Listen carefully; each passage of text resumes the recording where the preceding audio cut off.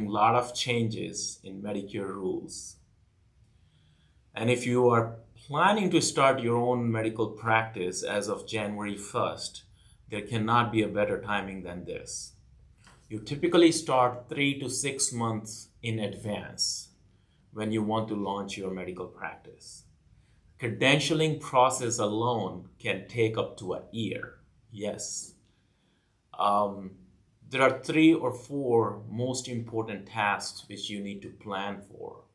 And the first and foremost, most important task is asking for help. Find a person or a company who can do your credentialing, who can start your Medicare credentialing paperwork, who can start your CAQH enrollment, who can sign up for your NPI, and who can give you the entire package when it comes to setting up your practice to do your own medical billing flawless. So here's the first and foremost. Once you have a corporation set up, once you have your partnership agreement set up, your location is set up, this is what you want to do to start your own medical billing or hire a billing company. But even if you hire a medical billing company which is outsourced, you still need to do certain tasks by yourself. So as a physician, you have to have your own personal NPI number, which I'm sure if you're working for a group or somewhere, you would have one. Second, you should have, if you have formed a corporation, you would need an NPI number for your corporation as well. Most doctors, they think if they have one NPI number, it should fly or it should work. No, it doesn't work that way. You have to have 2 NPI numbers, one for yourself and one for your corporation. You can do it all online. There is a website. If you Google NPI enrollment, you would find the website. Second enrollment you want to do, this is the first, NPI is the most important thing. Second you want to do is a CAQH enrollment. That's also a website. It's a CAQH website. You need to go online and start enrolling yourself for CAQH. CAQH is a database for all commercial insurances. They pull your certificates, they verify your own personal data, date of birth, demographics, where did you do your college from, all of your certificates goes there. So it's a central database where all of your information are stored. And all of these commercial insurances actually pull that data from CAQH.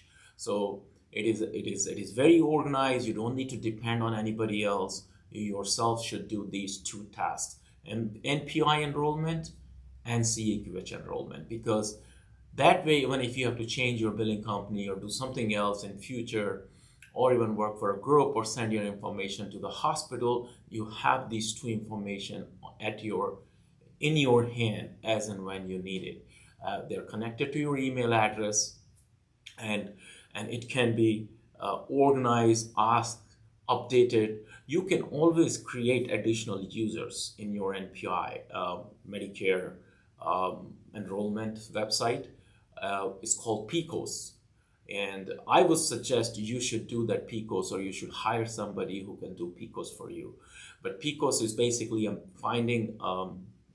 getting a Medicare number so that you can start your own medical practice. You can start billing for your patients under your name or your corporation name.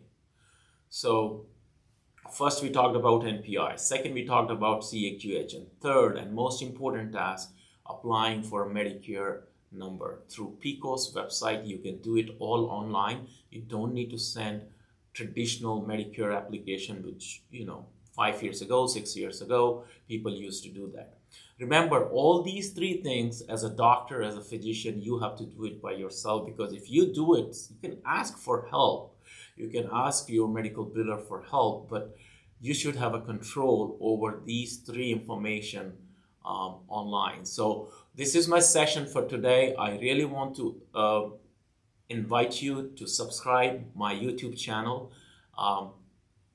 I always put my educational content on it. Again, year 2023 is bringing a lot of challenges, but if the same three things are standard, if you're planning to start your medical practice, do these three things: NPI enrollment, CAQH enrollment, and apply for Medicare number.